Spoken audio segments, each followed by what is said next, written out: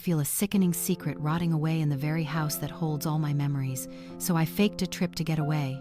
As I was watching my own family from the attic across the street, my old neighbor put his hand on my shoulder and whispered, "Wait until midnight. You'll see their true faces."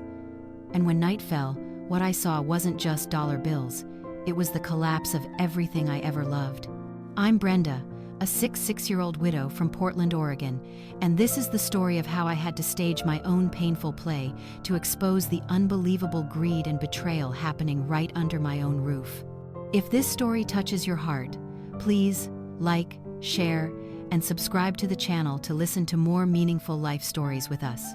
Your support is our biggest motivation to keep sharing. October in Portland always has a special kind of melancholy. The sky hangs like a heavy gray wool blanket, and the drizzling rain taps a steady, relentless rhythm on the window pane, like it's singing an endless lullaby to the whole city.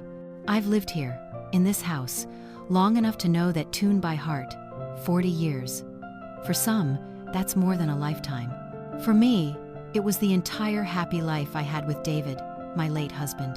This house isn't just bricks and mortar, it's a living thing, breathing with our memories. I can feel David in the creak of the floorboards, in the scent of the old, dusty books on the shelf, in the way the afternoon sun slants through the living room window, right where he used to sit and read the paper every Sunday. After David passed away 7 years ago, the silence nearly swallowed me whole. That's why when my only son, Scott, and his wife, Kimberly, suggested moving in, I thought it was a blessing. "We don't want you to be alone, Mom," Scott had said, and my mother's heart just melted at his thoughtfulness. Those first few months were truly a dream. The house was filled with laughter again. Kim, with her sweet smile and shiny blonde hair, breathed new life into my old kitchen. She'd cook fragrant stews and bake batches of the buttery cookies Scott loved. She was always asking how I was, taking care of me so attentively. Scott fixed the rotting fence, changed the burnt-out light bulbs, doing all the little jobs that David used to do. I told myself how lucky I was to have my children with me in my golden years. But then, something changed. It wasn't sudden. It was more like a tiny crack slowly spreading across a solid wall, unnoticeable at first, until it becomes a fracture you just can't hide. For about the last 6 months, the atmosphere in the house started to feel off. Dinners began to have these awkward silences. Kim's smiles seemed pre-packaged, lacking their usual warmth. Scott was more and more glued to his phone, as if the world in that little screen was more interesting than his own mother sitting right across from him. The whispering started. I'm not one to eavesdrop, but an old woman's ears seem to be more sensitive to sounds that are trying to be hidden. Whenever I'd walk into a room, their conversation would just stop cold. Scott would quickly put his phone away with a gesture that was almost guilty. Kim would awkwardly change the subject, asking me some meaningless question. "What were you two talking about?" I asked once. "Oh, nothing important, Mom," Kim replied, her voice still sweet, but her eyes weren't smiling. "Just work stuff," Scott added, without even looking up at me. Deceit, no matter how small, has its own smell, and I was starting to smell it all through my house. Today is just 3 days before the anniversary of David's passing. The rain outside seems to be mourning with me. I wanted to find our old photo album, the one with the dark brown leather cover that he and I filled together, pasting in every picture since the day we were married. It chronicled our entire journey, from 2 young people with eyes full of hope to grandparents with silver in our hair. I knew exactly where it was. David always kept it on the bottom shelf of the oak cabinet in his study. I got up from the armchair in the living room, the one that still holds David's familiar indentation, and walked down the hall. Every footstep on the hardwood floor was a familiar sound. I've walked this hallway thousands of times.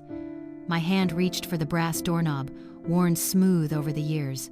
I turned it, but it didn't budge. I tried again, a little harder, stuck fast. The door was locked.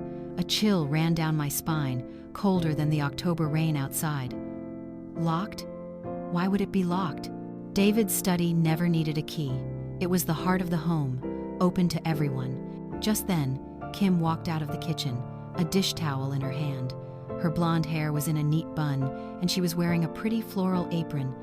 She looked picture perfect, like a housewife straight out of a 1950 Seconds magazine. "Oh, Brenda," she said, a bright smile on her face.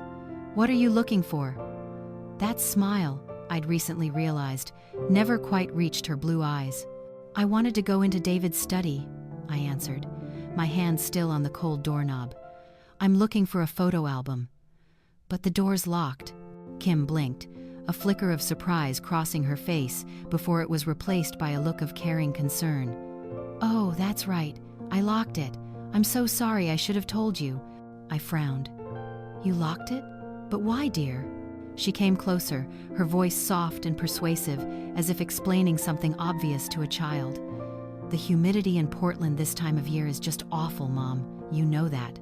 I read online that high humidity can ruin old papers and cause mold in books. I'm just worried about Dad's precious things. I wouldn't want anything to get damaged." The reason sounded plausible. Thoughtful, even. But something felt wrong. I've lived in Portland for 66 years, and I've been through over 40 rainy seasons in this very house. The humidity was never such a problem that a room needed to be locked up tight. David's study has a large window. It's always been well ventilated. Kim's explanation was too smooth, too perfect, like a line she had rehearsed. "I see," I said slowly, trying to keep my voice even. "Well, could you open it for me then? I'll just grab the album and be right out." Kim suddenly looked a little flustered. "The key. I think I left it in my purse somewhere, and my purse is upstairs. How about I look for it and open it for you later? I'm right in the middle of the roast chicken for dinner."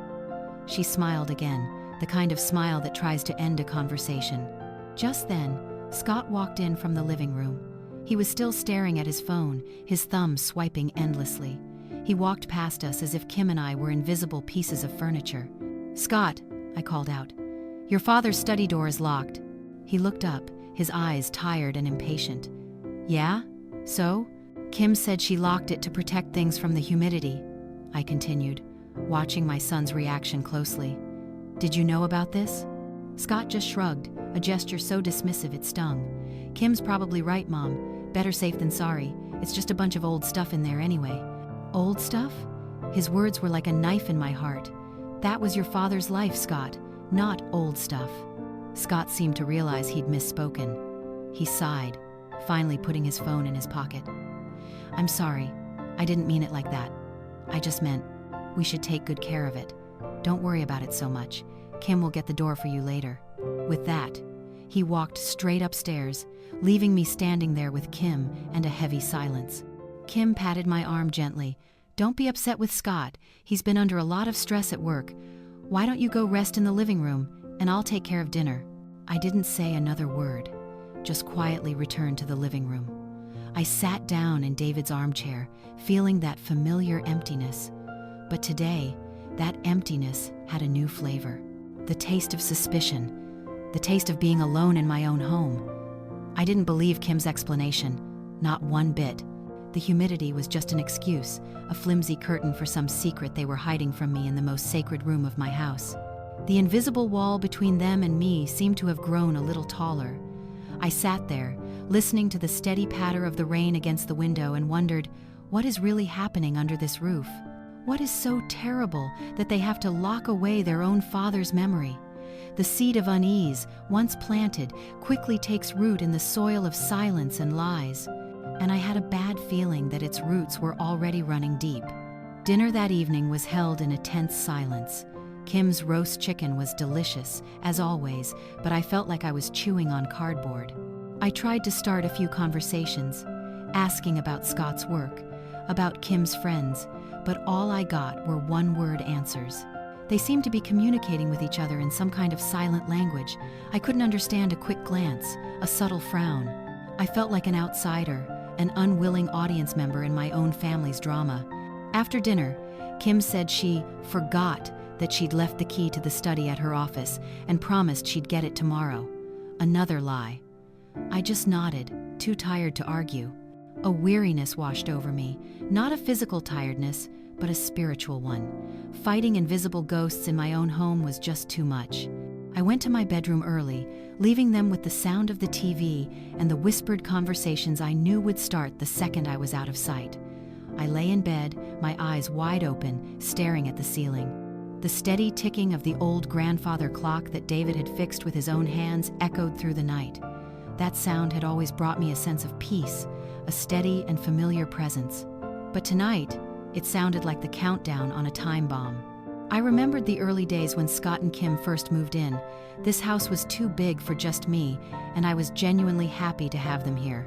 I gave them the spacious master bedroom and moved into the smaller guest room myself. I shared everything without a second thought. I thought we were a family, building and preserving what David had left behind together. But maybe I was wrong. Maybe the kindness and trust of an old mother had been taken for granted. I wondered if I was just becoming paranoid. Was old age making me more suspicious and difficult? I tried to push those thoughts away, tried to believe Kim's explanations, tried to believe in Scott's love.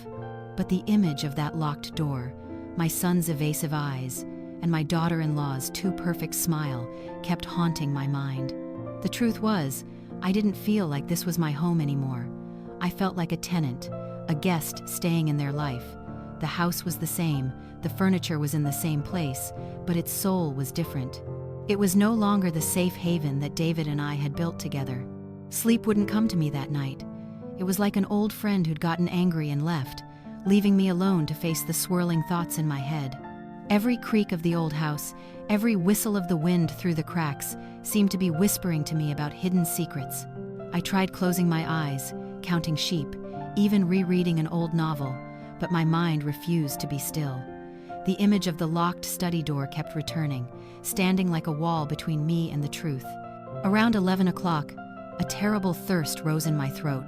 I decided to go down to the kitchen to make a cup of chamomile tea, hoping its warmth and gentle aroma might soothe my frayed nerves. I tiptoed out of my room, my bare feet cold on the wooden floor, trying not to make a sound. The house was dark, with only the faint light from the street lamp filtering through the hallway window, casting long, strange shadows on the wall. When I passed the living room, the TV was off. Scott and Kim must have gone to their room. Silence reigned, a silence so complete that the smallest sound was sharp and clear. I walked into the kitchen without turning on the light. My eyes were used to the dark. The dim moonlight shining through the rain-streaked clouds was enough for me to see my way. I put the kettle on the stove and waited in silence. And then, I heard it. It wasn't the wind, nor was it a tree branch scraping against the roof. It was a very soft but distinct sound, the crunch of gravel on the backyard path. My heart skipped a beat. The backyard? At this hour?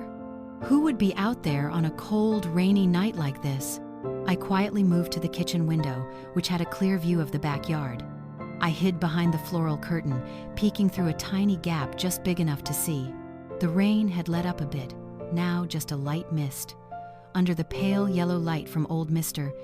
Walter's house across the way, I could see a dark-colored car, maybe a sedan, parked at the end of the small back lane where few people ever drove.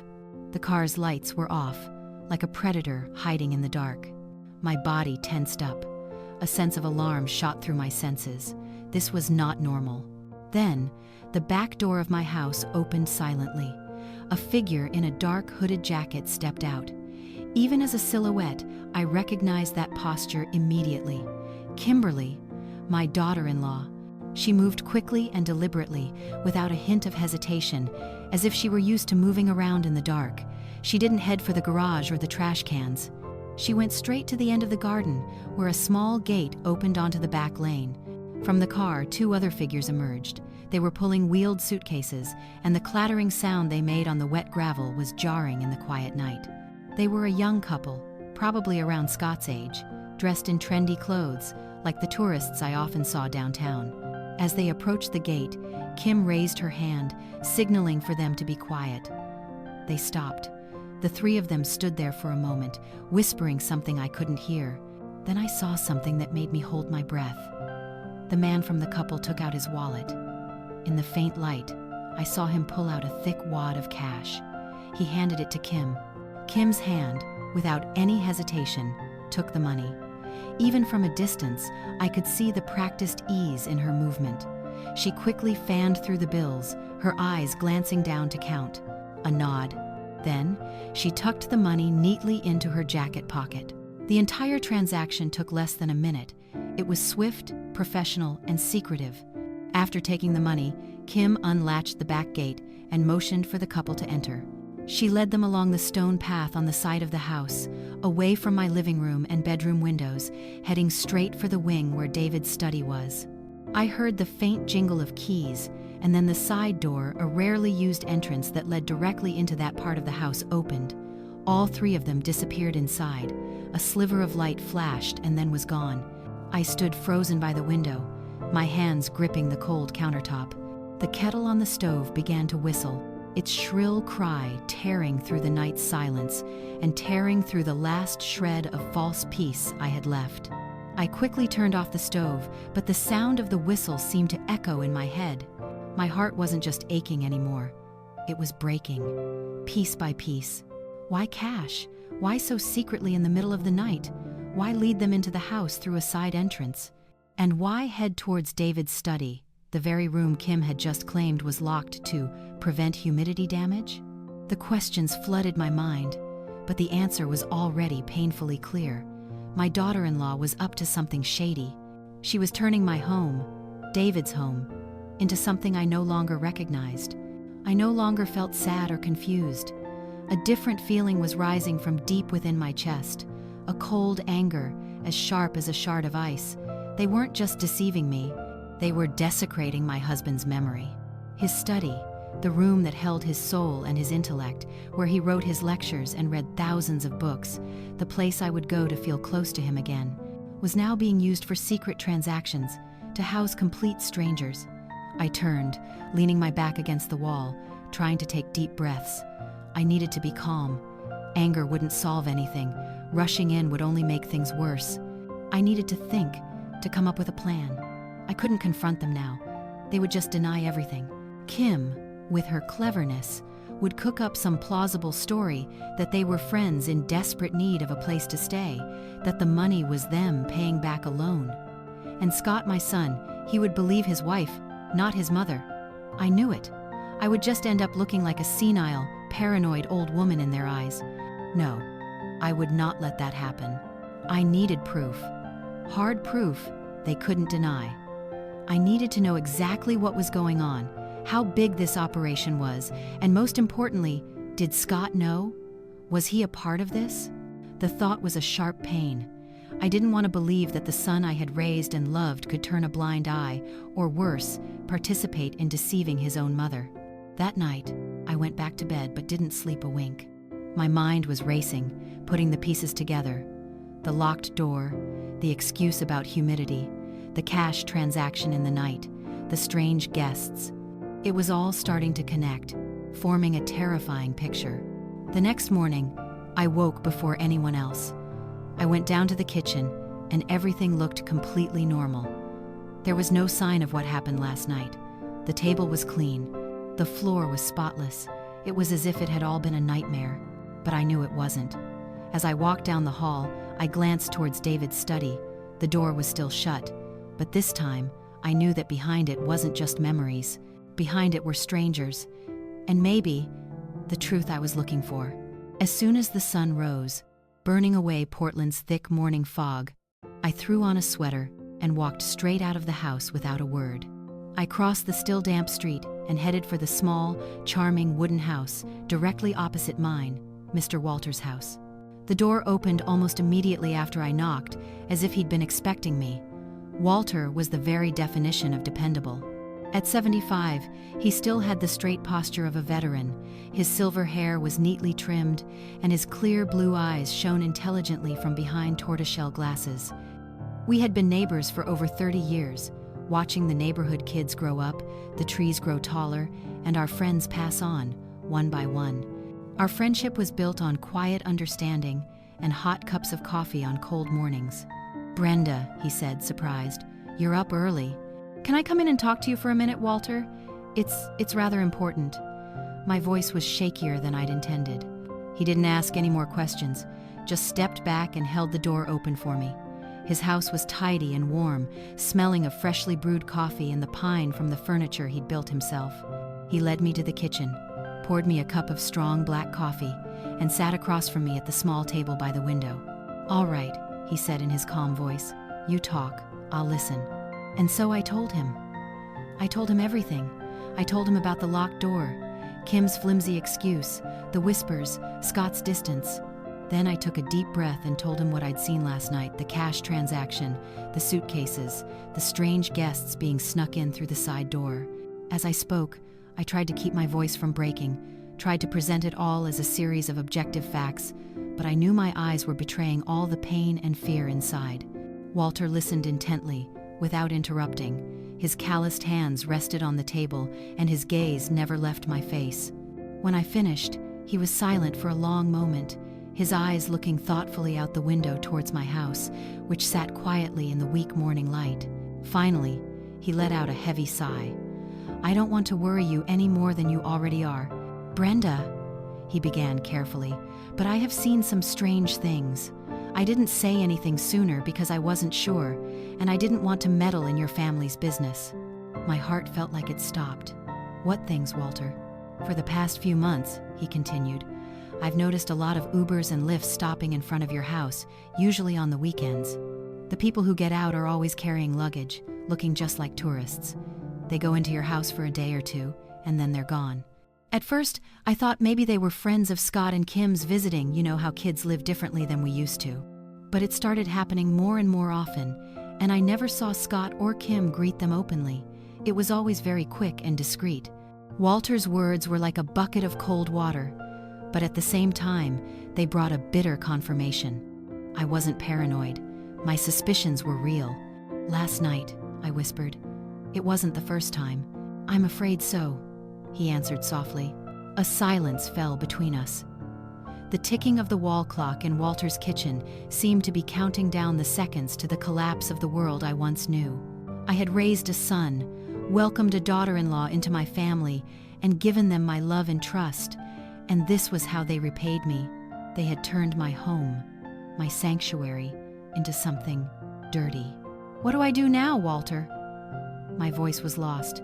"If I confront them, they'll just deny it. They'll say I'm old and getting confused." Walter looked me straight in the eye, and in his gaze I saw a rock-solid determination. "You're not going to confront them. Not yet. You need something they can't deny. You need proof." "But how?" "You need to catch them off guard," he said, his voice firm. "You need to give them the space to expose themselves completely." And then, a plan began to form in my mind, pieced together from desperation and a simmering rage. It was a bold plan, a bit dramatic, but it was the only thing I could think of. "I'm going on a trip," I announced. Walter raised an eyebrow. "A trip?" "That's right," I said, feeling a new surge of energy. "I'll tell them I'm flying to Denver to visit my sister Laura. I'll be gone for a week, maybe more. I'll let them have the run of the house. Let them think they're completely in the clear." Walter was starting to understand. A small, almost unnoticeable smile touched his lips. "And while you're gone?" "While I'm gone, I won't be in Denver," I said, my voice filled with resolve. "I'll be right here, in Portland, and I'm going to need your help, Walter. I need a place to watch, a command post." My eyes drifted towards his kitchen window, up to his second-floor attic room, which had a small window that looked directly into my house. Walter nodded immediately, without a moment's hesitation. "That room's for my grandson when he visits, but he's not coming this week. The room is yours, Brenda, for as long as you need. I'll tell the neighbors I have a guest staying. No one will suspect a thing." A deep sense of gratitude washed over me. In my moment of greatest betrayal and loneliness, I had found an ally, a true friend. "Thank you, Walter. I don't know what else to say." "No thanks needed," he replied. "David was my best friend. So are you. We're neighbors, and neighbors look out for each other." And so the plan was set. I returned home before Scott and Kim woke up, my heart pounding with a mix of fear and a strange excitement. It felt like I was about to go into battle, a battle to win back my own home and my life. That morning at the breakfast table, I gave the performance of a lifetime. I acted cheerful and excited, as if a good night's sleep had washed away all my worries. "I've got some wonderful news," I began, my voice full of enthusiasm. Scott and Kim both looked up, surprised by my sudden change in mood. "I had a long talk with Aunt Laura last night. She was complaining that we haven't seen each other in ages. So, I've made a decision. I'm going to fly to Denver to visit her and the kids." I watched their reactions carefully. It was quick, just for a split second, but I saw it, a flicker of something in both of their eyes. It wasn't joy that their mother was getting a vacation. It was relief, undisguised relief. "Oh, really?" Kim was the first to speak, her voice an octave higher than usual. "That's wonderful, Mom. You deserve a break. A change of scenery will do you good." Scott nodded eagerly. "She's right. You should go. Don't worry about the house. We'll take care of everything. You don't have to worry about a thing." "How long are you thinking of going for?" Kim asked, trying to sound casual, but I could hear the anticipation in her voice. "Well, probably about a week," I replied, pretending to think. "Or maybe a little longer. Depends on if Laura can convince me to stay." "Stay as long as you want," Kim said immediately. "We'll take good care of the house. You can rest easy." Their act was perfect. The concern, the support. It was all there. But I could see what was behind the curtain. I could see how eager they were to get me out of the house. For the next 2 days, I continued my charade. I pulled out my old suitcase and started packing. I made loud phone calls to my sister, Laura, of course. I'd already called her to explain everything and ask her to play along, talking about flight schedules and the gifts I'd bring. I made sure Scott and Kim overheard it all. The day I was supposed to leave for the airport, Scott insisted on driving me. He wanted to make sure I was really leaving town. At Portland International Airport, he carried my suitcase for me, walking me all the way to the security gate. "Travel safe, Mom," he said, giving me a quick, perfunctory hug. "Call us when you get there." "I will," I replied, looking my son straight in the eye, trying to find something familiar, a trace of the little boy I had loved so dearly. But all I saw was impatience. He wanted me to hurry up and go. I walked through the security gate, waving one last time. I waited until he was completely out of sight. Then, instead of heading to my gate, I turned into a restroom and waited for about 15 minutes. After that, I walked out a different exit, hailed a cab, and gave the driver an address. Not my house, Mr. Walter's house. When the cab stopped at the end of the street, I could see my home. It looked as peaceful as ever, but I knew that was just the surface. When the cat's away, the mice will play, and this old cat was hiding right across the street, ready to watch it all. Walter had everything ready. The attic room was small but clean. The bed was neatly made. And most importantly, there was an armchair placed right by the window, along with a pair of his old Army-issue binoculars. "Your command post, ma'am," he said with a discreet smile. I sat down in the chair and raised the binoculars to my eyes. My house came into sharp focus, the front door, the yard, and even part of the living room through the thin curtains. A strange feeling came over me. I was doing something I never could have imagined, spying on my own home, on my own son, like a detective, like an enemy. The first few hours of my surveillance passed in a heart-wrenching silence. I sat motionless in the armchair Walter had prepared, my eyes almost never leaving the binoculars, so much so that their cold metal rims began to leave a red mark on my skin. My world had shrunk to fit within those 2 glass circles, focused entirely on the house across the street, my house, which now felt as foreign as a scene in a silent film. Scott left for work at 8 in the morning, just like always. He wore his gray suit, carried his leather briefcase, and looked every bit the diligent office worker, the responsible son. There was no sign of anything unusual on his face. An hour later, Kim backed her SUV out of the garage, probably heading to the grocery store or the gym. The house fell silent, like an empty stage waiting for the actors to appear. That peace was a lie. I knew it in my bones. It was the calm before the storm. I waited patiently, my heart beating a rhythm that was both steady with anticipation and chaotic with fear. Walter would occasionally bring me up a cup of hot tea or a few cookies. He didn't say much, just set the tray on the small table beside me and left quietly, giving me my space. His silent presence was a great comfort, a reminder that I wasn't alone in this fight. And then, as the afternoon shadows began to stretch across the street, the real show began. Around 6 in the evening, a silver sedan pulled up right in front of my house. It wasn't the car of any friend or acquaintance I knew.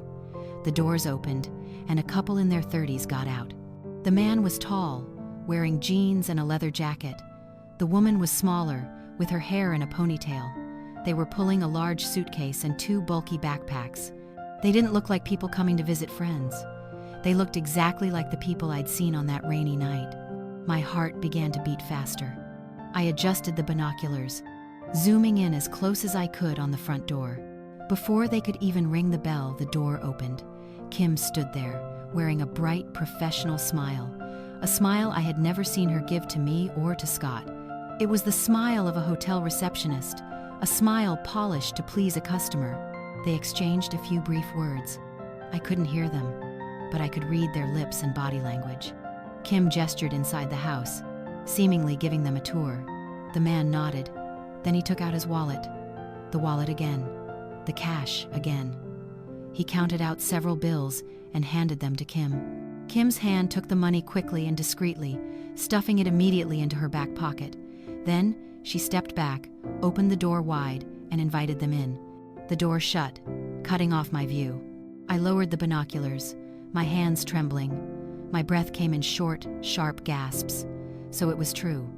There was no longer any doubt. This wasn't a one-time thing to help out a friend in a pinch. This was a business. A well-organized, systematic business. My daughter-in-law was running a bed and breakfast, a mini hotel, right out of my home. I felt as if someone had just punched me hard in the stomach. I buried my face in my hands, trying to stifle a sob that was threatening to escape. This house, where I had given birth to Scott, where I had cared for David in his final days, where every corner was soaked in the sweat, tears, and laughter of my family, was now being turned into an anonymous place for strangers to rent by the hour, by the day. Its value had been reduced to cold, hard cash. But I wouldn't let myself break down. The pain quickly gave way to a cold rage. I had to know more. I had to see the whole picture. I kept watching.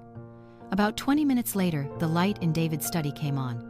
The room that Kim had claimed was locked to prevent humidity damage. I understood now.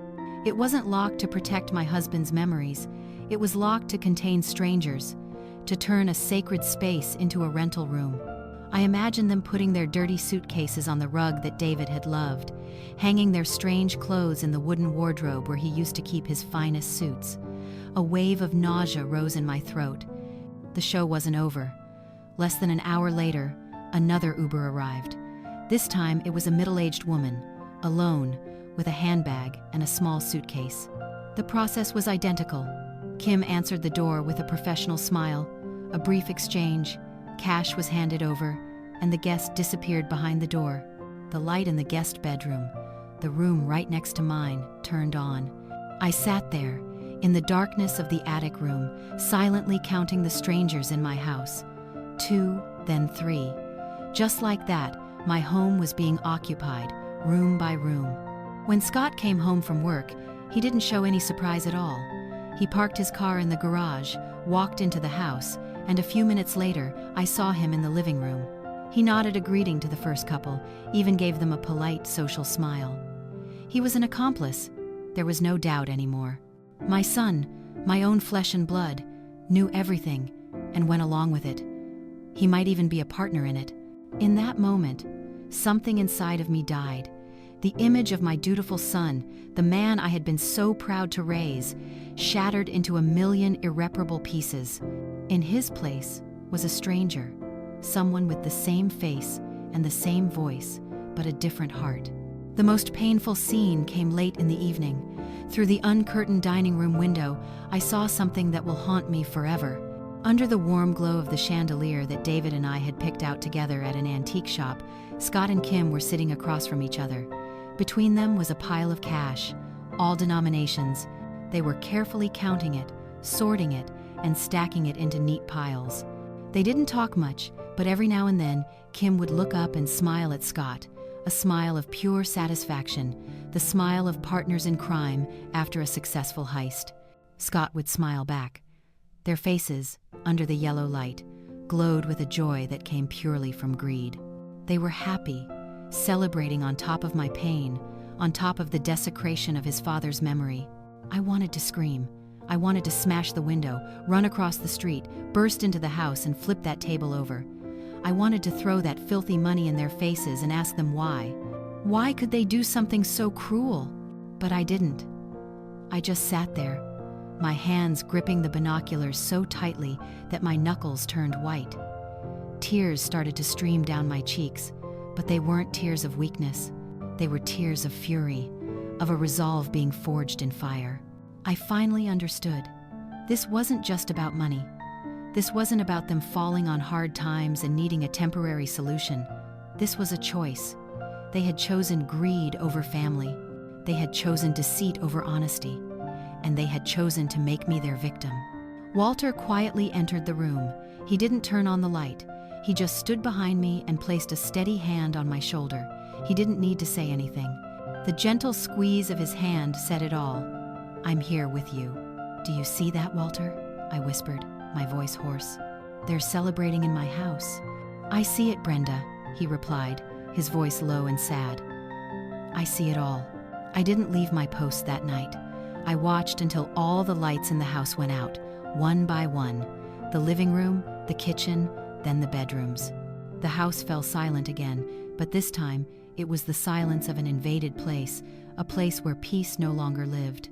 I knew that under that roof, strangers were sleeping in my family's beds, breathing my family's air.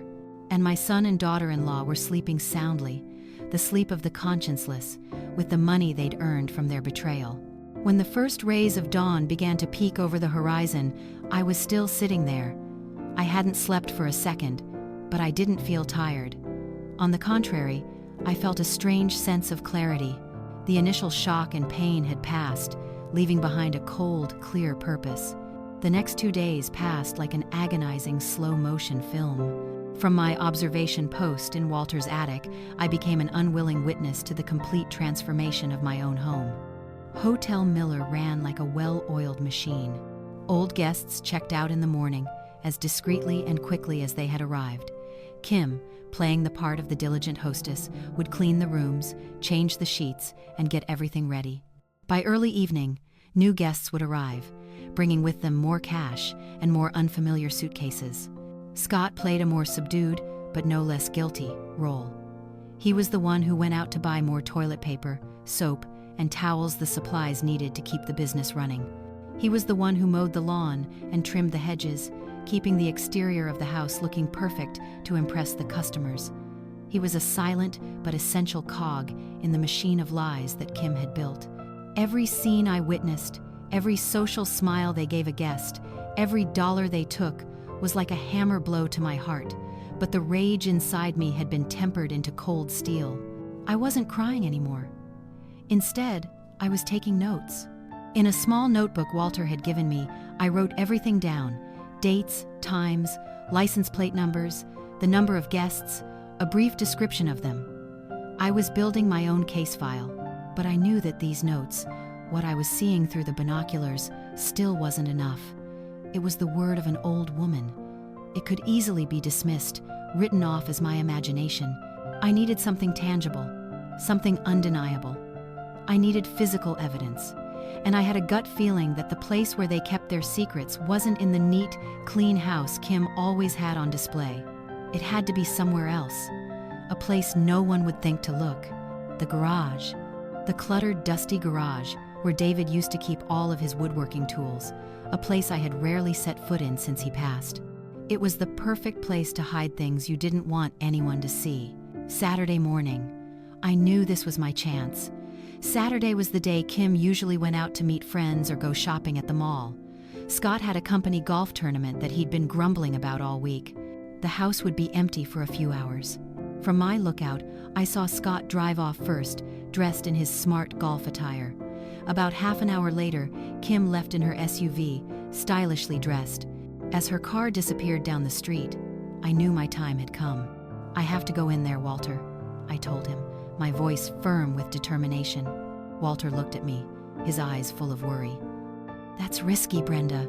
What if they come back unexpectedly?" "I'll be quick," I insisted. "I have my spare key to the back gate. I just need a few minutes. Can you keep watch for me?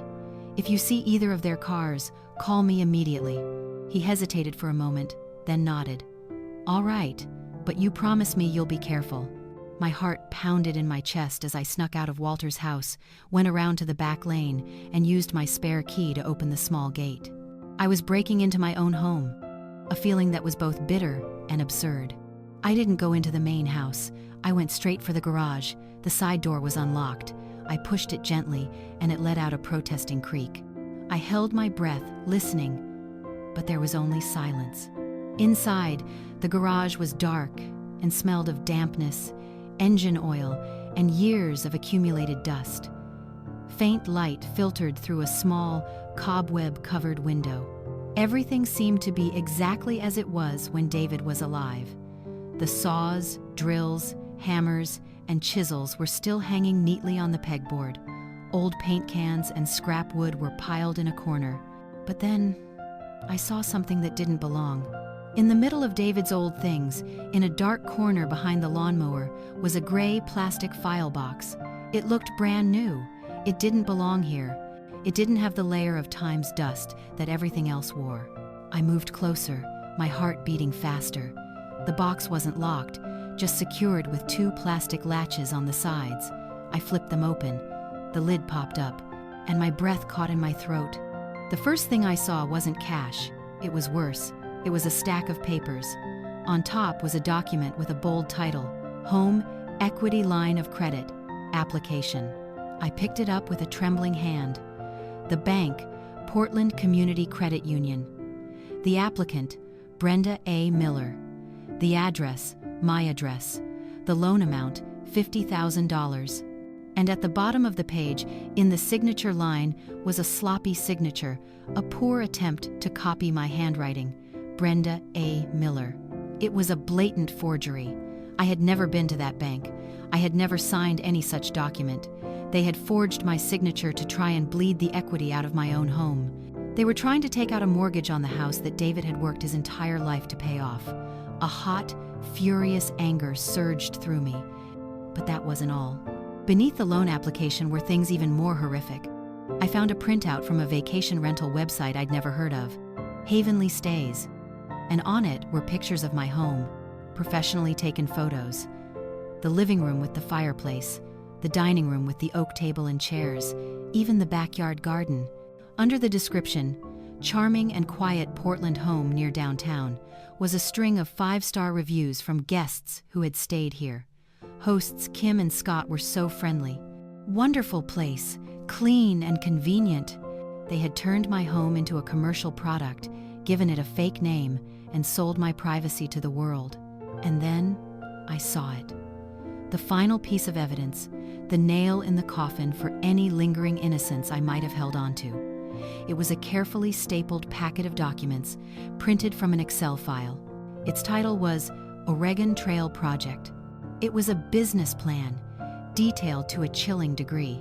It was divided into columns: date, guest name, amount collected, source, mostly the Havenly Stays website, and net profit. The numbers were staggering. Their monthly revenue was consistently over $4,000. In the last 6 months, they had made nearly $25,000 from my home, from their betrayal. But it was the last column that made my blood run cold. It was titled Tax Filing Notes, and beneath it, a carefully typed line, declare as income from hosting family, friends to avoid business and short-term rental income taxes. Maximize utility expense deductions. They weren't just deceiving me. They weren't just committing bank fraud. They were systematically committing tax evasion. I sank to the cold garage floor, the papers trembling in my hands. This was it. This was the proof I needed. A perfectly documented criminal enterprise, detailed down to the last dollar, the last lie. In that moment, I was no longer Brenda Miller, a retired history teacher, a grieving mother. I felt like a historian excavating an ancient ruin. But instead of finding the treasures of the past, I had found the rotten evidence of my own family's moral decay. The phone in my pocket buzzed. It was Walter. I quickly answered, my voice hoarse. "Brenda, Kim's SUV just turned onto the street. You have to get out of there now." Panic seized me. I scrambled to pull out my own phone. With shaking hands, I turned on the camera and started snapping pictures of every single page as fast as I could. The loan application, the rental website printout, and most importantly, the detailed Excel spreadsheet. Some of the photos were blurry, but they were readable enough. After taking the pictures, I carefully put everything back in the box, exactly as I had found it. I latched it shut, pushed it back into its hiding spot behind the lawnmower. I quickly wiped the angry tears from my cheeks, trying to erase any sign of my presence. I slipped out of the garage through the side door, my heart hammering like a drum. I ran around the back, opened and closed the gate as quietly as I could. Just as I disappeared into the back alley, I heard the sound of the electronic garage door opening. Kim was home. I had gotten away just in the nick of time. When I got back to Walter's attic, I was still shaking. I collapsed into the chair and showed him the pictures on my phone. Walter looked at each one, his face growing more and more grim. When he was finished, he looked up at me, and in his eyes, I saw an anger and determination that matched my own. "My God, Brenda," he said, his voice low. "This isn't just taking advantage anymore. This is a crime." "I know," I replied, my voice calm now, a cold, hard calm. "And now I have the proof." I stared at the pictures on my phone screen. They were no longer just pieces of paper. They were weapons. They were justice. Monday morning, the Portland sky was unusually clear and blue, as if the city had been washed clean after days of rain. But for me, the sunshine brought no warmth. It only made the shadows in my heart stand out more sharply. I couldn't put it off any longer. Holding the phone filled with incriminating evidence, I drove downtown to the glass and steel office building where my best friend Sandra worked. Sandra and I had been friends since college. We had been through all of life's ups and downs together. First dates, weddings, the joy of having children, and the pain of losing a spouse.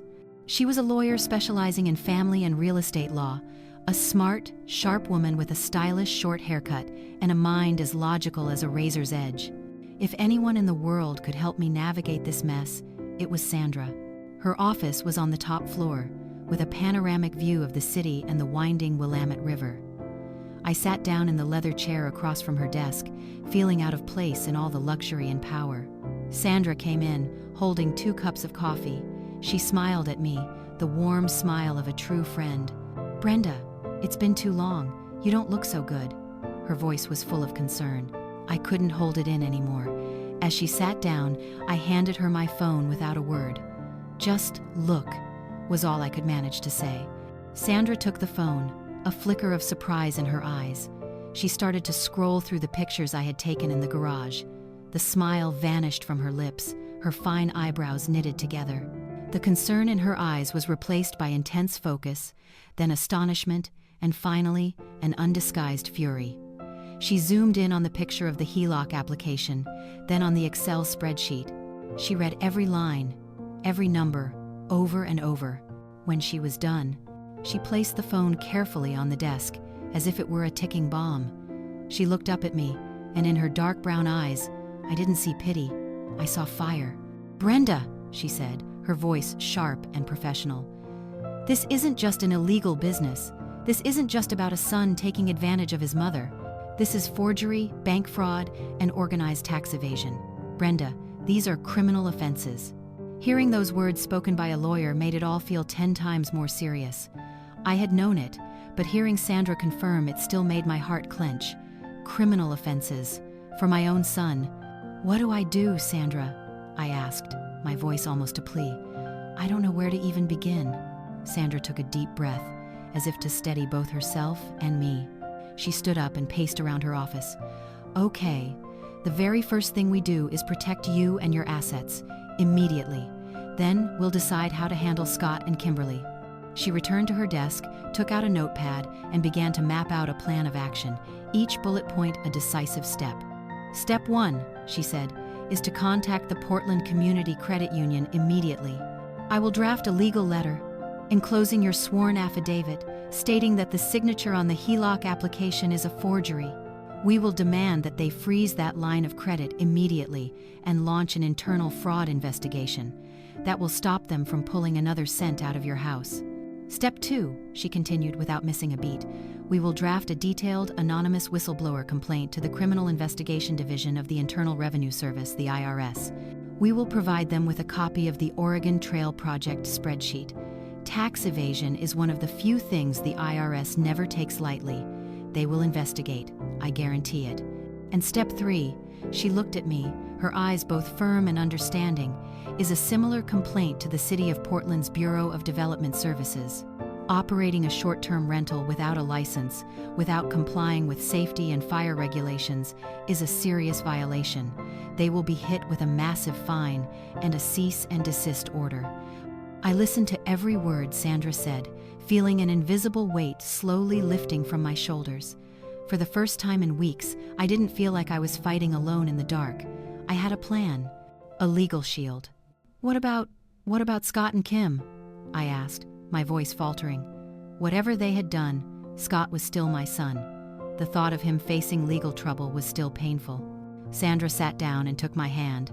Hers was warm and steady. Brenda, that's your decision to make. We can focus solely on stopping them and reclaiming what's yours. Or we can take it further. With this evidence, we can file a civil lawsuit for damages. And if you choose to, we can cooperate with the district attorney's office to press criminal charges. She paused, giving me time to think. But here's my advice, she continued. For now, let's not get ahead of ourselves. Our job is to cut off all their escape routes first. We will not confront them directly. No phone calls, no arguments. We are going to let the law do the talking. Let the letters from the bank, the IRS, and the city be the surprise. We will disarm them before they even realize a war has begun. I nodded. Sandra's logic was cold, but it was exactly what I needed right now. My emotions had paralyzed me for too long. It was time to act rationally. I agree, I said, my voice stronger now. Let's go with your plan. Immediately, Sandra's office turned into a command center. She called her secretary, dictating the necessary documents. She called an investigator she trusted to verify a few details. I sat there, providing her with every detail I knew, from the date my suspicions began to the list of license plates I had recorded. When I left Sandra's office late that afternoon, I felt like a different person. The fear and despair had been replaced by a cold determination. I was no longer the victim in hiding. I had become the hunter, and my prey was living in my own house, completely unaware that the trap was about to spring. Sandra had advised me to go back home. You have to play the part, Brenda. Go back as if you had a wonderful trip. Don't let on that you know anything. Their biggest weakness right now is that they think they're safe. And that's exactly what I was going to do. I would return home, bearing cheap souvenirs I'd bought at a shop on the way. I would smile. I would tell fabricated stories about Denver. I would play the part of the naive old mother, happy to be reunited with her family. But behind that smile, behind those stories, would be a completely different Brenda. A Brenda who had seen the ugly truth in a dusty garage. A Brenda who now held the evidence that could completely destroy the life her son and daughter-in-law were building on a foundation of lies. I drove home, the afternoon sun in my eyes, but this time, it didn't feel so blinding. On the way home, I stopped at a large souvenir shop near the airport. I wandered through the aisles filled with t-shirts featuring mountain landscapes, snow globes of the Denver skyline, and glossy boxes of chocolates. I mechanically picked out a few items. A sweater with Colorado emblazoned on it for Scott, a silk scarf with a native pattern for Kim, and a box of butterscotch candies for them to share. They were props for the greatest performance of my life. Holding the shopping bags, I felt like an actress about to step onto the stage. I parked my car at the end of the street and walked the rest of the way, my arms full of bags, to make it look like I had just gotten out of an airport taxi. My heart was pounding in my chest, each beat a mixture of the fear of being discovered and the determination to play my part perfectly. This was a high-stakes game. If I showed even the slightest crack in my facade, Sandra's and my entire plan would fall apart. I stood before my own front door, the familiar house. But now, when I looked at it, I felt no warmth. I only saw a crime scene. I took a deep breath, forced the brightest smile I could muster, and rang the doorbell. I heard hurried footsteps inside, and then the door opened. Kim stood there, and when she saw me, her face broke into a look of carefully crafted surprise. "Mom, you're back early. We thought you weren't coming back until tomorrow." "I wanted to surprise you too," I replied cheerfully, stepping inside and pulling my small suitcase behind me. My flight got in earlier than expected. I missed home too much. Scott came running out from the living room. "Mom, you're back!" He came over and hugged me, a quick hug that was almost reflexive. I could feel the tension in his body, but I patted his back gently, like a real mother would. "I brought gifts for you both," I said, holding up the bags. Relief washed over both of their faces. Clearly, my unexpected return had startled them a bit, but the gifts and my cheerful demeanor quickly put them at ease. They believed I was still the same naive Brenda, suspecting nothing. "Oh, you didn't have to do that," Kim said, but her hands were already reaching for the bag with the scarf. "Let me help you with your suitcase." Dinner that night was a masterclass in hypocrisy. I sat in my usual place at the head of the table, chattering away about my trip to Denver. I made up stories about my sister, Laura, about her mischievous kids, about a trip to Rocky Mountain National Park. I described the color of the aspen leaves in the fall, the taste of a steak at a restaurant whose name I invented on the spot. I pulled out pictures of the Denver landscape that I had downloaded from the internet and showed them on my phone. They bought it completely. They listened attentively, nodding along, asking concerned questions. "Was the weather cold there, Mom?" Kim asked. "Is Aunt Laura doing okay?" Scott added. They were excellent actors, but so was I. I had learned to lie from the masters of deceit themselves. While my mouth was telling stories of majestic mountains, my mind was working overtime. I was watching them, every gesture, every glance. I saw the way they looked at each other when they thought I wasn't paying attention.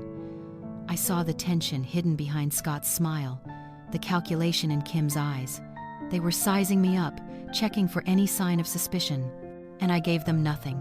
After dinner, I sat in David's armchair, pretending to watch a TV show. But really, I was listening. I heard the sound of water running in the kitchen where Kim was doing the dishes. I heard Scott talking softly on the phone upstairs.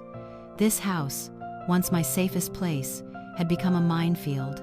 Every word, every action could be a trap. "The house is so clean," I said, breaking the silence. "You two took such good care of it." Kim came out of the kitchen, wiping her hands on a towel. "Of course, Mom, we always want our home to be tidy." I smiled and said something with a hidden meaning, a small needle to test their reaction. "It's good to be back home. It's so quiet." I saw Kim hesitate for just a split second. A flicker of confusion crossed her face before it was covered by a smile. "Yes, our house is always quiet, Mom." She didn't catch it. Or she chose to ignore it. That night, I lay in my bed, but I didn't sleep. I listened. I waited. And just as I had predicted, around midnight, when they thought I was fast asleep, I heard their bedroom door creak open. I heard the sound of soft footsteps on the stairs. I quietly sat up, walked barefoot to my door, and opened it just a crack. The light from the hallway lamp was enough for me to see Kim and Scott standing at the bottom of the stairs, whispering to each other. They were trying to be quiet, but in the silence of the night, their voices carried. "She doesn't suspect a thing," I heard Kim say. "Same as always. The trip seems to have cheered her up." "Are you sure?" Scott's voice was laced with anxiety. "I just have this feeling." "A feeling about what?" Kim cut him off, her voice a little impatient.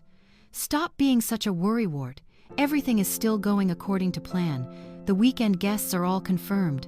The bank loan is about to be approved, just a few more months, and we'll have enough to make our next move." "But," Scott hesitated, "I still feel this isn't right." "Not right?" Kim scoffed, a sharp sound in the night. "Is being buried in debt and living hand to mouth right? Scott, this is our only chance. Don't ruin it with some silly guilt trip. She has this whole big house all to herself. We're just optimizing assets." Optimizing assets. The phrase was disgusting. It turned betrayal into a business term. I quietly closed the door, my heart as cold as ice. So that was it. Scott didn't just know, he had his doubts, a glimmer of a conscience, but he was too weak. He had let Kim's greed and manipulation overwhelm him. I went back to bed, but not with a sense of pain. Instead, I felt a strange calm. Their confession, even in whispers in the dark, had solidified my resolve. They felt no remorse. They were only afraid of getting caught, and they weren't going to stop. For the next few days, I lived the life of a double agent. By day, I was the lovely Mother Brenda. I gardened, I baked, I read books, I smiled and chatted with them, playing the part of someone completely oblivious. But at night, or when I was alone, I became someone else. I stayed in constant contact with Sandra through coded text messages. She updated me on the progress. The bank has received the letter and has opened an internal investigation. One message read, "The file has been sent to the IRS. They said they will review it this week. Read another." Each message was a step closer to Judgment Day. I felt like I was tightening an invisible net around them. They were still happily running their business, still welcoming strangers, completely unaware that their every move was being watched, that the most powerful agencies of the government were beginning to turn their attention to them. Friday finally arrived. All week, I had been living in a state of extreme tension, hidden beneath a perfectly calm exterior. I had smiled, I had baked, I had listened to their weekend plans, all while a storm raged inside me. Sandra had informed me of the plan. The authorities would coordinate their action on Friday evening, the time when Hotel Miller was at its busiest. That's when the evidence would be most vivid and undeniable. On Friday afternoon, the house was unusually busy. Kim was bustling about, checking each room, spraying air freshener, fluffing pillows on the sofa. Scott was vacuuming the large rug in the living room. They were preparing to welcome their weekend wave of guests. They were cleaning the stage for their own downfall. I sat in the living room, holding a book but unable to read a single word. I just watched them with a cold pity. They were like moths, joyfully flying towards a light, not knowing it was a flame that was about to incinerate them. Around 6 o'clock, the first guests began to arrive.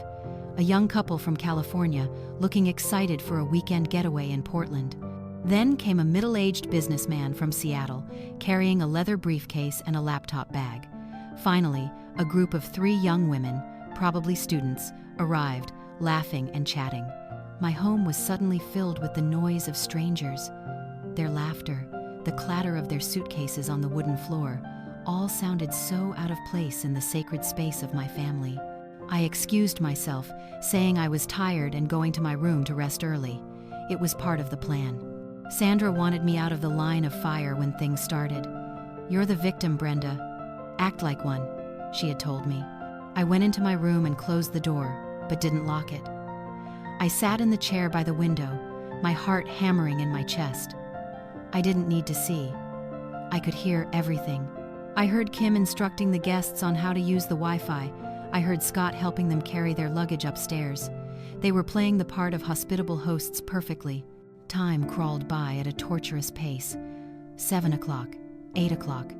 I watched the clock, the second hand ticking by, each tick a hammer blow on my nerves.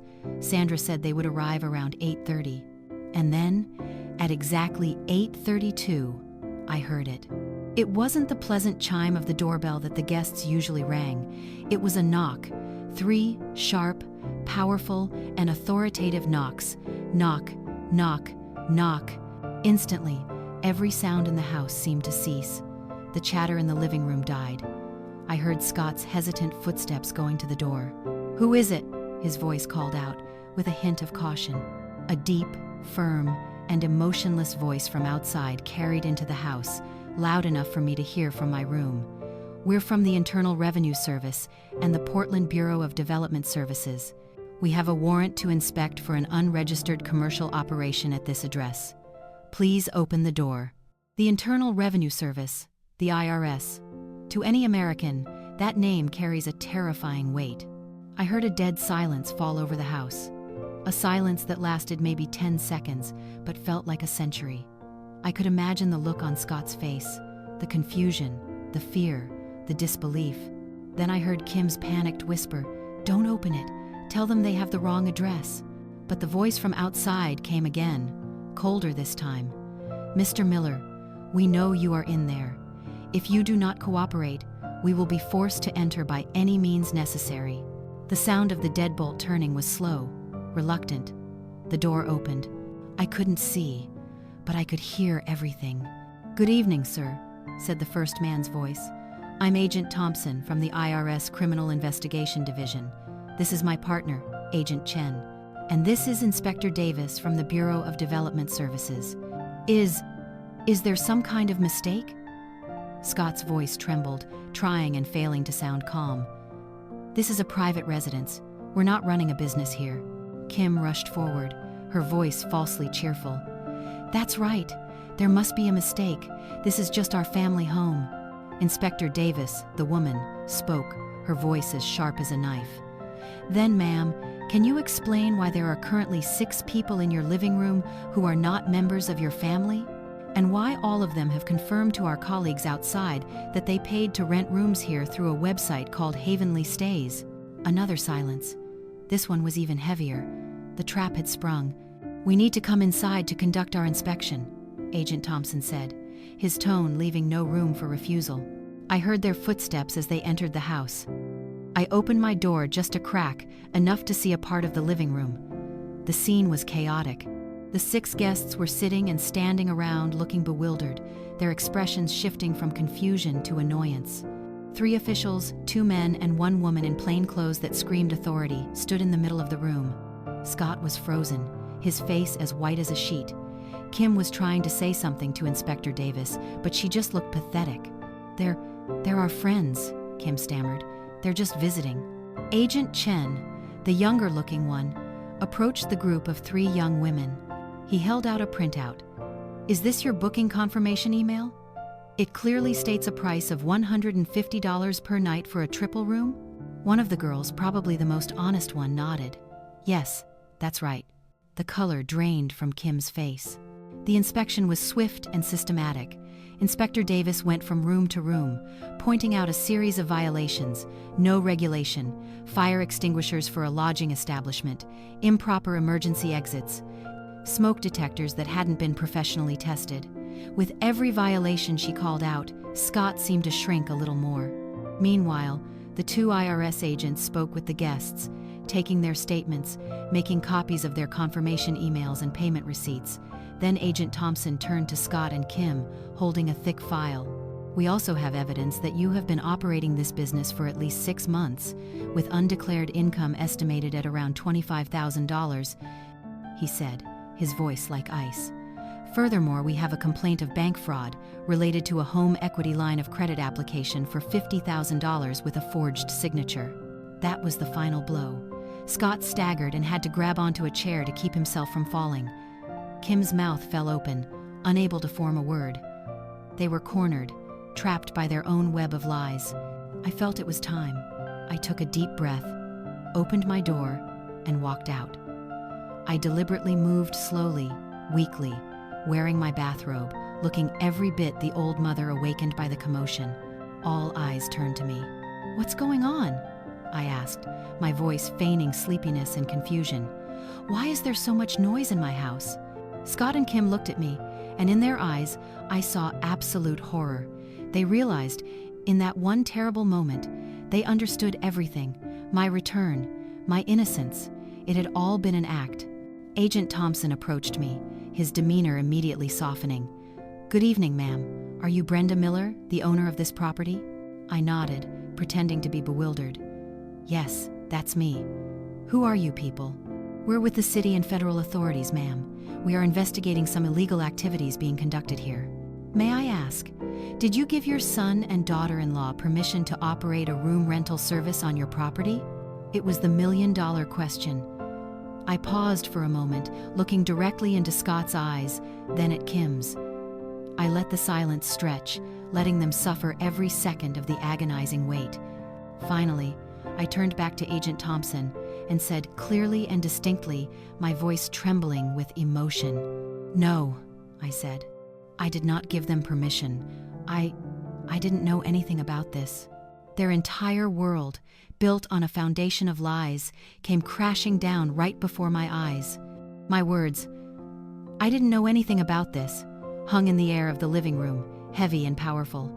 It was a lie, but a lie that exposed a much larger truth. It was the final hammer blow that shattered the false world Scott and Kimberly had worked so hard to build. Kim was the first to react. The initial shock gave way to a desperate panic. She whipped around to face me, her blue eyes wide with disbelief and a flash of wild anger.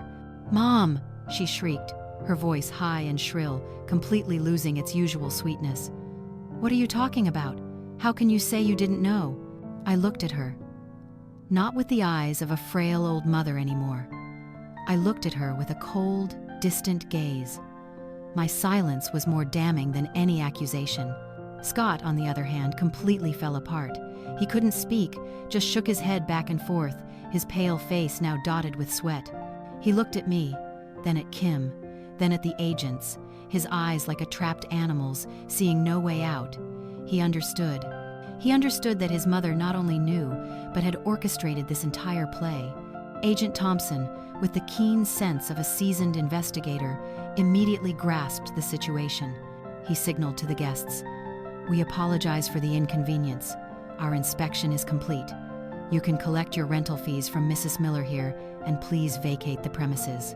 Chaos erupted. The guests, both confused and angry, surrounded Kim, who was frozen to the spot, demanding their money back. In a panic, Kim had to shakily pull a wad of cash from a desk drawer and return it to each person under the watchful eye of Inspector Davis.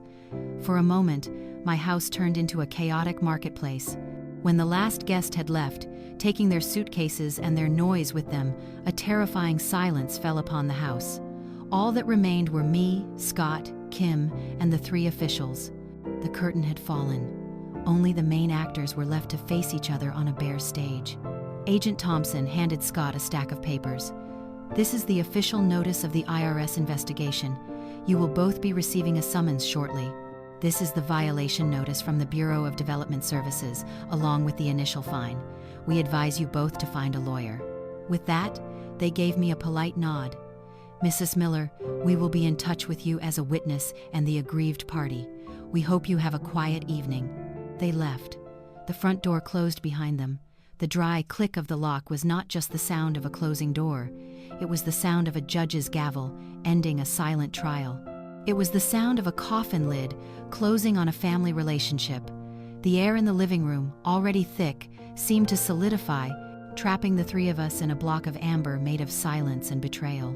I remained standing in the same spot, my arms crossed over my chest, feeling a strange emptiness after the storm. The rage had given me the strength to act, but now that the goal was achieved, all that was left was a deep weariness and a dull ache. I looked at the two people before me. They were no longer Scott and Kimberly, my son and daughter-in-law. They were strangers, intruders who had been unmasked. Scott was crumpled on the sofa where his father used to sit and read the paper every morning. His whole body was shaking with silent, choked sobs, his hands buried in his hair. He looked pathetic, broken, a grown man suddenly reduced to a child caught doing something wrong. But my pity had run dry. The pain he had caused me was too great to be overshadowed by any sympathy. Kimberly was different. She stood in the middle of the room like a statue carved from defiance and hatred. Her sweet, caring daughter-in-law facade had been brutally stripped away, revealing a person I had never known or had deliberately chosen not to see. Her blue eyes, which had always shone with a gentle light, were now blazing, staring at me as if I were the one at fault. The silence stretched on, as taut as a violin string about to snap. She was the one who cut it. "Why?"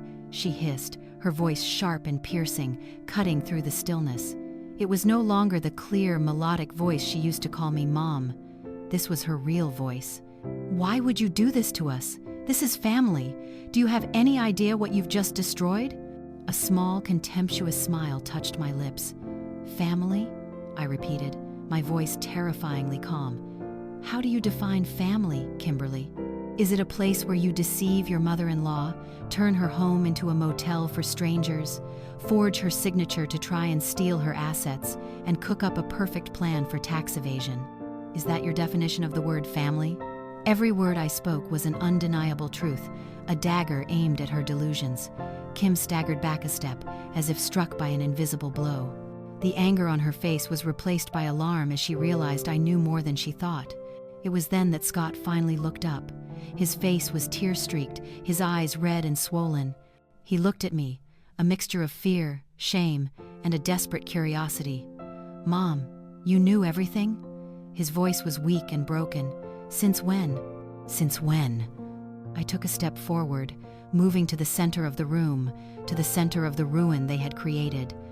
I felt taller, stronger. "I'll tell you since when. Since the night I couldn't sleep and came down to the kitchen, only to witness my devoted daughter-in-law taking cash from strangers in the backyard. Since the moment I had to invent a story about a trip to Denver, to put on an act in front of my own children, just so I could sit in Mr. Walter's house across the street and watch through binoculars as my own home was desecrated day after day." I paused, looking directly at Kim, who was starting to tremble. "And most certainly since the day I snuck into the garage like a thief, only to find that gray plastic box. The box that held your entire filthy plan, the bank loan application with my forged signature, the vacation rental website, and that Excel file named Oregon Trail Project. Such a romantic name for such a rotten scheme." The color drained from Kim's face, leaving it a pasty white. She understood. She understood there was no room for denial, no lie that could save the situation. Everything was exposed. We had our reasons," she yelled, a last-ditch effort at self-defense. "We were in debt. Scott's job wasn't stable. We were just trying to survive." "Survive?" I let out a bitter laugh that echoed in the room. "Don't use those words to justify your greed. David and I built this house from nothing. We had hard times, we struggled, but we never chose the path of deceit. We never trampled on others to get by. You had problems, why didn't you talk to me? Why couldn't you just ask your mother for help? Or was it just easier to cheat an old woman than to face the truth?" I turned to Scott, who was staring at the floor, unable to meet my eyes. "And you, Scott, you are my son. I carried you, I raised you, I taught you right from wrong. How could you stay silent? How could you let your wife do these things? This house is your father's legacy. Every inch of it holds his sweat, and you let it be turned into a dirty money-making machine. Aren't you ashamed to face your father?" Scott broke down into loud, heaving sobs, full of a late and useless regret. "I'm sorry, Mom," he choked out. "I'm so sorry. I didn't know what to do," Kim said. "She said everything would be fine, that you would never find out." "So it's my fault, is it?" Kim suddenly interjected, her voice dripping with venom. "My fault for wanting a better life? My fault for not wanting to live in debt? Look at yourself. You have this huge house all alone. It's a waste. We were just using the space efficiently." "Efficiently?" I growled, the rage I had suppressed now boiling over. "You call forging my signature efficient? You call turning a dead man's study into a rental room efficient? Do you have no shame at all, Kimberly?" I didn't wait for an answer. I had heard enough lies and justifications. It was time to end it. "I've heard enough," I said, my voice cold and final. "This conversation is over, and your life in this house is also over." Scott's head snapped up, his eyes wide with horror. "Mom, what do you mean?" I looked him straight in the eye, without a hint of hesitation. "I mean, you will both pack your things and get out of my house. Immediately." "No!" Kim screamed. "You can't do that." "Where would we go?" "You should have thought of that before you betrayed me," I replied, my voice devoid of emotion. "That is no longer my problem. You have friends. You have other relatives.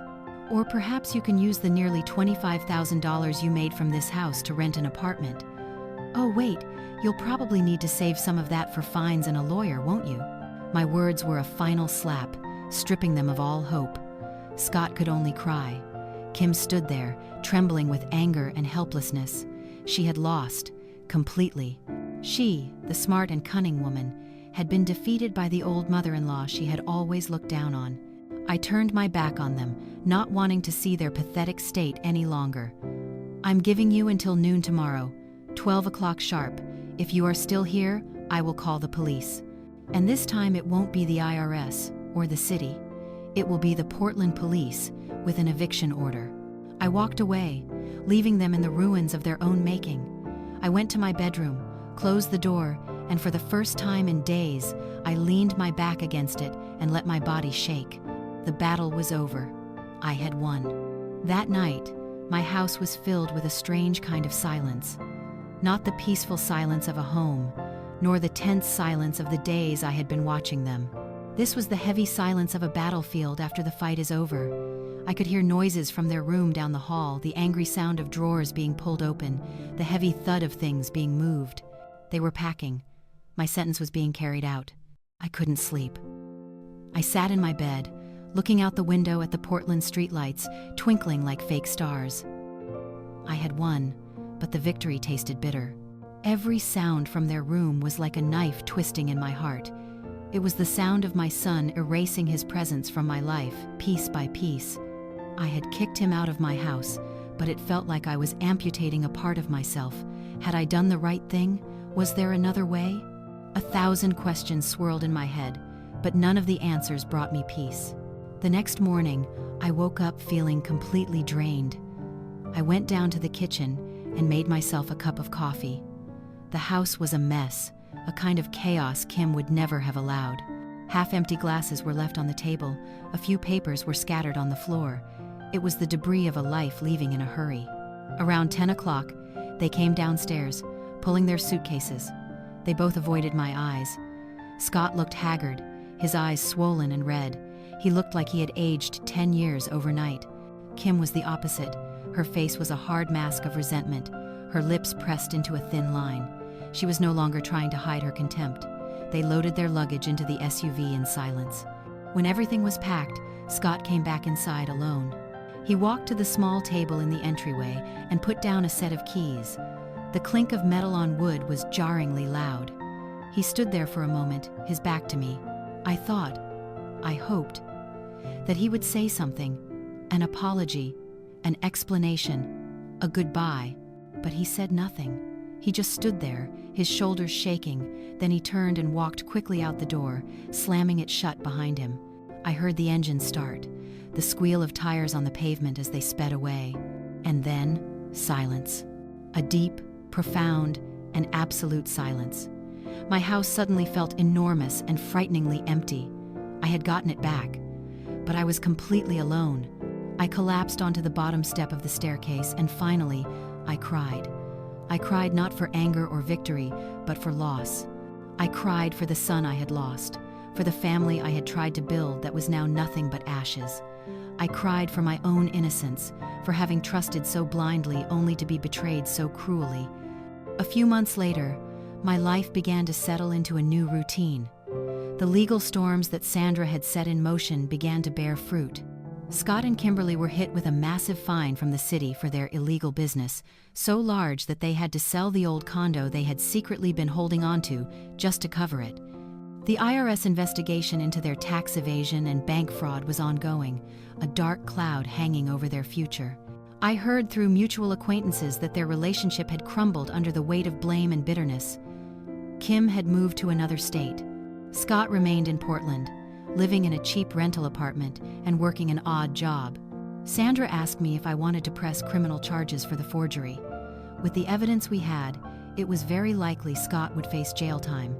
I thought about it for a long time. A part of me, the hurt and angry part, wanted them to pay the ultimate price. But the other part, the part that was still a mother, couldn't do it. No, Sandra, I told her.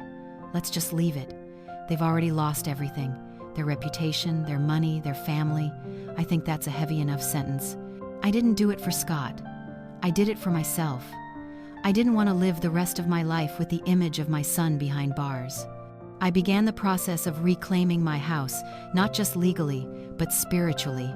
I hired a professional cleaning crew and told them to scrub every corner, to banish every trace of the strangers and of them. I sold the living room sofa where they had sat and counted their money. I repainted David's study, turning it into a quiet reading room just for myself, with a new armchair placed by the window overlooking the garden. The garden became my sanctuary. I spent hours there every day, pulling weeds, planting new roses, feeling the damp earth under my fingers. The physical work soothed my mind. Mr. Walter would still bring over 2 glasses of iced tea in the afternoons. We would sit on the porch, not talking much, just watching the flowers slowly bloom. His quiet companionship was the best medicine for my wounded heart. One afternoon, I received a letter. There was no return address, just my address, written in a handwriting that was painfully familiar. It was Scott's. I was about to throw it away, but something stopped me. I opened it. It was very short. Mom, I don't know where to start, and I don't think I have the right to say anything. No apology will ever be enough. I was weak, I was foolish, and I let greed blind me to everything you taught me. I betrayed you, and I betrayed Dad's memory. I'm not writing this to ask for your forgiveness. I know I don't deserve it. I just wanted you to know that I live with the guilt and regret every single day. The look on your face that night, and the disappointment in your eyes, will haunt me for the rest of my life. I lost everything, but the most painful thing I lost was you, your son, Scott. I read that letter many times, and each time, tears fell. Was it true remorse, or just the self-pity of a broken man? I didn't know, and maybe I didn't want to. I folded the letter and put it in an old wooden box with some of David's things. Maybe one day, a long time from now, I would read it again. But not now. Today, 1 year after that fateful knock on the door, I am sitting in my garden. The roses I planted have bloomed magnificently, their colors vibrant in the sun. The house behind me, quiet and peaceful, is truly mine again. The wound is still there, a scar that will never completely fade, but it no longer aches. I think about my story, about the foundation of lies my own son tried to build right under my feet. People say a house is just walls and a roof. They're wrong. The foundation of a home is built with memories, with love, and most importantly, with trust. My son and his wife tried to steal that foundation, but they forgot one thing. I was the one who laid the first stone. And I, Brenda Miller, a retired history teacher, a once heartbroken mother, am still standing, right here, on my own ground. Alone, but not lonely. Wounded, but not broken. And finally, at peace. 5 years have passed since that fateful night. 5 years.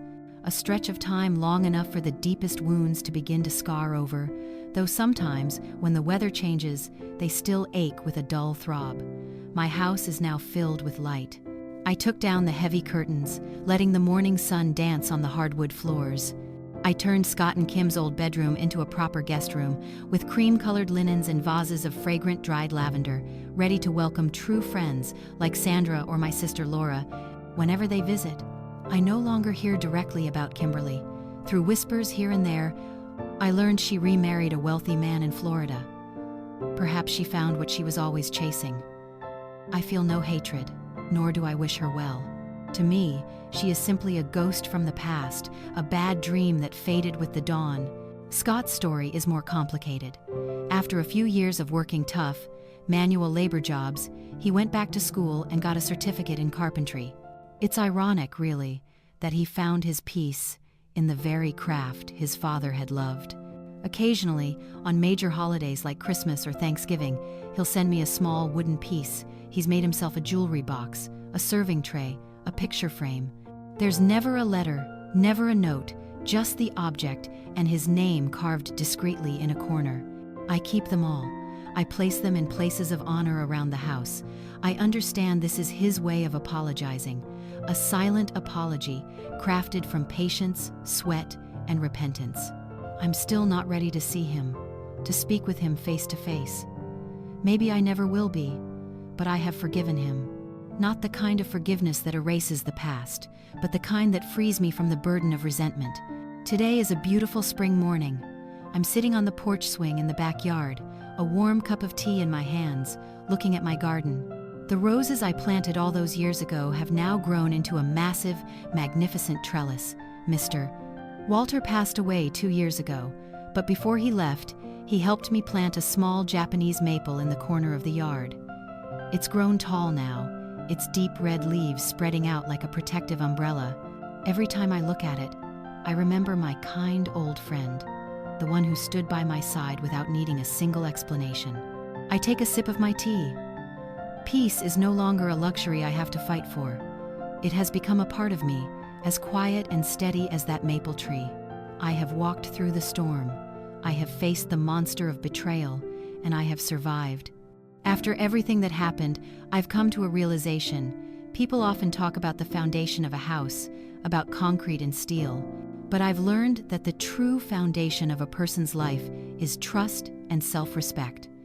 When that trust is betrayed, the entire structure feels like it's collapsing. For a long time, I was lost in that wreckage, trying to pick up the broken pieces of a family. But then I understood. You can't rebuild a house on a rotten foundation. Sometimes you have to tear it all down, clear the debris, and start fresh on your own land. I didn't rebuild a family. Instead, I rebuilt myself. I found strength in my solitude, comfort in my friendships, and joy in the little things. A blooming flower, a good book, a quiet morning. I look at the house behind me. It is no longer a place filled with the ghosts of deceit. It is my fortress. It is a testament to my resilience. Every brick, every window pane tells a story. It's a story of love and loss, of betrayal and forgiveness. And most importantly, it's the story of a woman who learned how to be the true master, not just of her house, but of her own destiny. I smile, a genuine, peaceful smile. The old foundation may have been destroyed, but on that same ground, a new garden has grown, stronger and more beautiful than ever. And that, in the end, is my true legacy. Thank you for listening to the whole story. If you are connected with it, please like, share, and subscribe. Also, drop a comment below with your thoughts or your own story. Let's keep the empathy and sharing going.